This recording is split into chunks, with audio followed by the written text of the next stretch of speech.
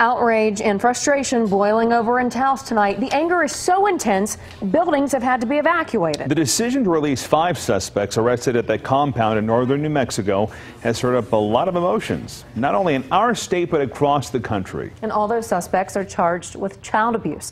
Prosecutors also claim they were training children to commit school shootings. And today, a firestorm of controversy continues to unfold after this decision to release them. Just a few hours ago, county employees had to leave their offices over what authorities call a credible threat. So our Ryan Laughlin is in Taos right now with the very latest in all of this today. Ryan.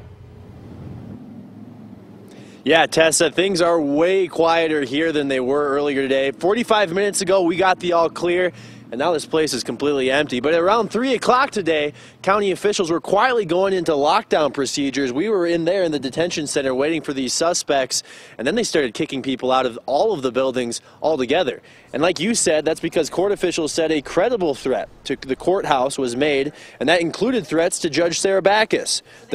She is the judge that allowed the Taos compound suspects to be released.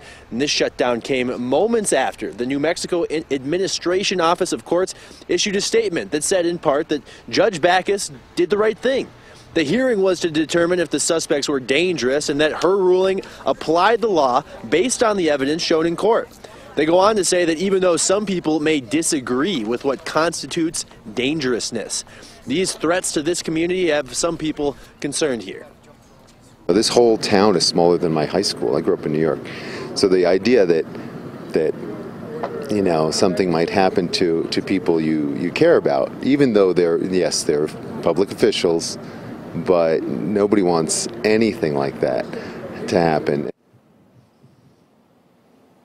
Yeah, and we've been here since 8 in the morning waiting for any of the suspects to be released. None have come out through that door yet. However, they're saying that could be tomorrow or it could be later. We'll have details on when they get out, where they will go, coming up at 6:30. From Taos, I'm Ryan Laughlin, KOB Eyewitness News 4. Ryan, thank you. ICE took 1 of those 5 suspects into custody today. Jandy LaVille is from Haiti. At last check, the other 4 suspects are still in custody on a signature bond.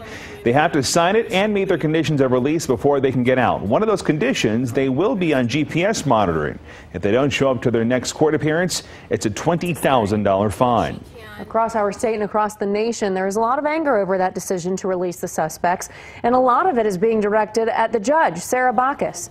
There is now a petition on change.org demanding her impeachment. Judge Backus was appointed by Governor Susana Martinez. The governor said in a statement yesterday she disagreed with the decision, but placed the blame on the pretrial release rules handed down by our state Supreme Court. In her ruling, Judge Backus said prosecutors did not meet the burden of proof to keep those suspects detained. So how did prosecutors fail to do that? And what was allowed to be legally considered as proof to begin with? Coming up at 6:30, we will hear from a defense attorney about how he thinks this all played out and the problems prosecutors face when it comes to providing evidence.